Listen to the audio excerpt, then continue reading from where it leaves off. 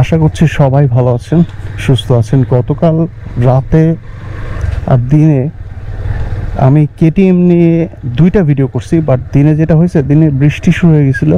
তো বৃষ্টির মাঝখানে দেখলাম ক্যামেরাতে অনেক পানি চলে আসছে। তারপর রাতের ভিডিওটা দেখলাম যে রাতে গতকালকে আবার একটা ভিডিও আপলোড করছি। এটা মানে আউটপুট আসতে প্রিমিয়ার প্রোতে মানে অনেক সময় লাগে। রাতের ভিডিওগুলো মানে কি বলবো, যখন আমরা এডিট করে আউটপুটটা যেটা দিই সেটা, তাই চিন্তা করলাম যে আবার একটা শ্যুট করে ফেলি কেটিএম নিয়ে। তো কেটিএম নিয়ে সবার আগে যেটা বলতে চাই যে কেন কেটিএম এর দাম এত বেশি, আসলে এটাতে কি পারফরমেন্স আছে, মানে কি ফিচার আছে যে এত বেশি দাম। নিশ্চয়ই এর পিছনে কোনো কারণ আছে, নাহলে একটা জিনিস 125cc যেটা কেটিএম ডিউক বাংলাদেশে যেটা অ্যাভেলেবেল, সেটা কেন এত দাম হবে। কেটিএম এর বেসিক্যালি আরসির কিছু হায়ার সেগমেন্টের বাইক আছে, মানে হায়ার সিসি আর এই ডিউকে। তো এটা একটা অস্ট্রিয়ান একটা ব্র্যান্ড, মানে ইউরোপের একটা ব্র্যান্ড। তো ওরা কিন্তু, আপনারা অনেকেই জানেন না হয়তো, ওরা কিন্তু নট অনলি বাইক, ওরা গাড়িও ডিজাইন করে, মানে ওদের গাড়িও আছে আর কি। যেটা আসলে আমাদের বাংলাদেশে যেই ব্র্যান্ডগুলো অ্যাভেলেবেল আছে এর মধ্যে হন্ডারই শুধুমাত্র গাড়ি আছে, মানে রিনোন যে ব্র্যান্ডগুলো আমরা সচরাচর রাস্তায় যে গাড়িগুলো দেখি। তো এই কেটিএম এর পারফরমেন্স এত ভালো হওয়ার কিছু কারণ আপনাদেরকে আমি শেয়ার করব, তাতে আপনারা বুঝতে পারবেন যে এটার দাম কেন এত বেশি। তার আগে একটু যদি দাম নিয়ে কথা বলি, ইন্ডিয়ান মার্কেটে এটার দাম কিন্তু মোটামুটি, আমি যতটুকু শুনছি, এক্স্যাক্ট অ্যামাউন্টটা আমার খেয়াল নাই, ওই 125cc একটা বাইক প্রায় 2 লাখ রুপির মতো চলে যায়। আর সেখানে একটা 125cc, আমি যদি নর্মাল একটা বাইকের কথা বলি অন্যান্য ইন্ডিয়ান ব্র্যান্ডের, সেগুলো কিন্তু প্রায় হয়তো বা 80-90 এরকম কিছু একটাতে পাওয়া যায়। ইভেন ইফ হয়তো এরকম বাজেটে 150cc-ও পাওয়া যায় ওখানে। কিন্তু এইটার দাম কেন এত বেশি, এর পিছিয়ে সবচেয়ে প্রধান যে কারণটা হচ্ছে ওভার স্কোয়ার ইঞ্জিন। তাহলে আমি একটু বলে নিই আসলে ইঞ্জিন কয় ধরনের হয়ে থাকে। একটা হচ্ছে আন্ডার স্কোয়ার ইঞ্জিন, আরেকটা হচ্ছে স্কোয়ার ইঞ্জিন, আর একটা হচ্ছে ওভার স্কোয়ার ইঞ্জিন। এই কেটিএমটা কিন্তু হচ্ছে একটা ওভার স্কোয়ার ইঞ্জিনের ক্যাটাগরির বাইক। এই আন্ডার স্কোয়ার ইঞ্জিনের ক্যাটাগরি বাইকের মধ্যে আসে রয়্যাল এনফিল্ড। এই আন্ডার স্কোয়ার শেপের ইঞ্জিনগুলোর মধ্যে যেই বেসিক্যালি যেই মানে জিনিসটা মেজর দেখা যায়, এটার আরপিএমটা কম, কিন্তু এর টর্কটা অনেক বেশি, যার কারণে অনেক বেশি ওজন নিয়ে এই ক্যাটাগরি ইঞ্জিনের বাইকগুলা আপনার পাহাড়ে উঠতে পারে বা উঁচা কোনো জায়গায় উঠতে পারে। On the other hand, square ইঞ্জিনের বাইকের কথা যদি বলি, একটা এক্সাম্পল, সেটা হচ্ছে R15, যেটা অন অ্যাভারেজ সব কিছু, মানে আরপিএমও বলেন অন অ্যাভারেজ, তারপর টর্কও বলেন অন অ্যাভারেজ, সব দিক দিয়ে এটা একটা সেটেল জিনিস, মানে সেটেল বাইক আর কি, সেটেল ইঞ্জিন। তো এটাতে আপনি অন অ্যাভারেজ সব কিছু আরপিএম বা টর্ক বলেন, পাওয়ার বলেন, অন অ্যাভারেজে পাবেন।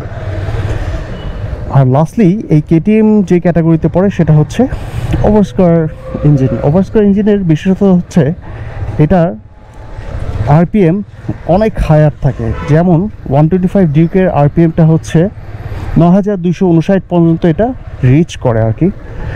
বাট একটা 150cc-র বাইকেরও আরপিএম কিন্তু দেখবেন আপনারা 7000 আরপিএমে যাইতে এটার খবর হয়ে যায়। অনেকে বলেন যে লক থাকে, এই থাকে, ওই থাকে। তো এইটাই আর কি ব্যাপার over square, under square and square ইঞ্জিনের মধ্যে ডিফারেন্স। ওভার স্কোয়ার ইঞ্জিনের বাইকগুলোর ভিতরে, আই মিন সিলিন্ডারের ভিতরে যে পিস্টনটা, এটা কিন্তু খুবই হাই আর মানে অনেক উচ্চ গতিতে ওঠানামা করে। এর দ্বিতীয় যে কারণটা আমি বলতে চাই, এই জোরে যে ওঠানামা করে, এর কারণ হচ্ছে কম্প্রেশন রেশিও।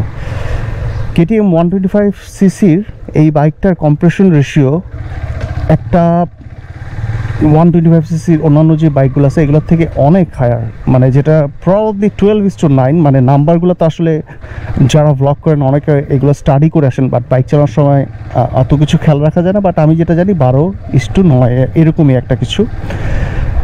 বাট আপনারা খেয়াল করবেন যে অন্যান্য যে বাইকগুলো 150cc ইভেন দেখা যায় যে কম্প্রেশন রেশিও 10-11-র উপরে যায় না। এটা কিন্তু একটা মানে মেজর একটা ডিফারেন্স। এখন আমি যদি বলি হাই কম্প্রেশন রেশিওর কারণে কি হয়, আমি যদি একটা এক্সাম্পল দিই, ধরেন আপনারা তো ছোটোবেলায় চকলেট বোমা দেখছেন। চকলেট বোমা কি থাকে, যে একটা সুতা দিয়ে অনেক প্রেশারে এটা পেঁচানো থাকে। এই সুতা দিয়ে পেঁচানো থাকার কারণ হচ্ছে যাতে এটা যত প্রেশারে থাকবে, মানে টাইট করে পেঁচানো থাকবে, তত জোরে এটা বাস্ট হবে। তো সেম জিনিসটাই আসলে মানে হাই কম্প্রেশন রেশিওর বাইকগুলোর ইঞ্জিনের ভিতরে হয়। ধরেন এটার পিস্টনের মাঝখানে যে বিস্ফোরণটা হয় এটার কম্প্রেশন রেশিওটা অনেক হায়ার থাকে, অনেক বেশি প্রেসারে হচ্ছে বিস্ফোরণটা হয়। এই বেশি প্রেসারে বিস্ফোরণ হওয়ার কারণে যেটা হয় আপনার প্রচুর জোরে কিন্তু ভিতরে বিস্ফোরণ হয় এবং একটা ভাইব্রেশনও ক্রিয়েট হয়। তো এটা কিন্তু যে কোনো কোম্পানি চাইলেই হায়ার কম্প্রেশন রেশিও দিতে পারে তাদের 125cc বাইকে বা 150cc বাইকে, কিন্তু কেন দেয় না? কারণ এই যে এত জোরে বিস্ফোরণ হইলে এটার মধ্যে একটা প্রচুর পরিমাণে ভাইব্রেশন চলে আসবে এবং এই ভাইব্রেশনটা ম্যানেজ করা কিন্তু প্রচুর টাফ, মানে প্রোডাকশন লেভেলে। তো এই ভাইব্রেশনটা হচ্ছে কন্ট্রোলে আনতে গেলে অনেক মেকানিজম আছে যেটা আসলে প্রোডাকশন লেভেলের কস্টিং অনেক বাড়ায় দেয়। তো এটা কিন্তু আসলে কেটিএম ডিউকে এই ব্যাপারটা খুব সুন্দরভাবে ম্যানেজ করা হয়েছে। তো এইটা একটা আসলে ডিফারেন্স। এই যে এত জোরে বিস্ফোরণটা হয় ভিতরে কম্প্রেশন রেশিও হায়ার হওয়ার কারণে, এর কারণে কিন্তু আপনারা এটার হায়ার আরপিএম পাচ্ছেন এবং এটার পাওয়ার বলেন অনেক বেশি পাওয়ার এটা ক্রিয়েট করতেছে। এই কারণে এটার পাওয়ার হচ্ছে 14.5 PS। তো এটা কিন্তু আসলে অন্যান্য বাইকে দেখবেন, যেমন আমি পালসারেও যদি বলি, পালসারে কিন্তু 14.1 PS পাওয়ার। তো এই কম্প্রেশন রেশিওর কারণেই কিন্তু এর পাওয়ারটা অন্যান্য 150cc বাইকের থেকেও বেশি 125cc হয়। পরে যে ব্যাপারটা শেয়ার করতে চাই, এটা 125cc বাইক হয়েও কিন্তু এটার ভিতরে লিকুইড কুল ইঞ্জিন দেওয়া হয়েছে। কারণ দেখেন আপনারা একটা জিনিস আমি যদি এক্সাম্পল দিয়ে বোঝাই, একটা লোহাকে যখন একটা কামার গরম দেয় তখন কিন্তু লোহাটা অনেক নরম হয়ে যায় এবং সেটাকে বাড়ি দিয়ে হচ্ছে বাঁকায় বা সোজা করে এরকম কিছু, কারণ লোহা হিট হলে নরম হয়ে যায়। তো ইঞ্জিনের ভিতরে এরকম মেকানিক্যাল জিনিসপাতি আছে, লোহার যন্ত্রপাতি আছে। তো এগুলো কিন্তু যখন প্রচুর পরিমাণে হিট হয়, এই যে আমি হাই কম্প্রেশন রেশিওর কথা বললাম, এর কারণে কিন্তু প্রচুর পরিমাণে হিট হচ্ছে এবং বিস্ফোরণটাও বেশি হচ্ছে কম্প্রেশন রেশিওর কারণে।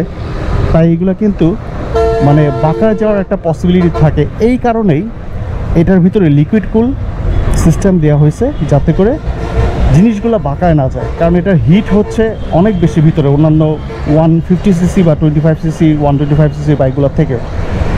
তো এই কারণে লিকুইড কুল ইঞ্জিন দেওয়া হয়েছে এবং এই কারণে এটা পারফরমেন্সটা কিন্তু বেটার আসে। এবার আমি এটার বডি শেপের কথা যদি বলি, এটার স্কেলেটন ডিজাইন বলেন বা যেটাই বলেন, সেটা কিন্তু অন্যান্য বাইক থেকে একটু ডিফারেন্স এবং দেখতে অনেকটা মানে মডার্ন লুকে। বাট কিছু ছাপড়ি এরকম চুল টুল রং করে এই কেটিএম চালায়, এটাকে মানে একটা ছাপড়িদের বাইকারে পরিণত করছে।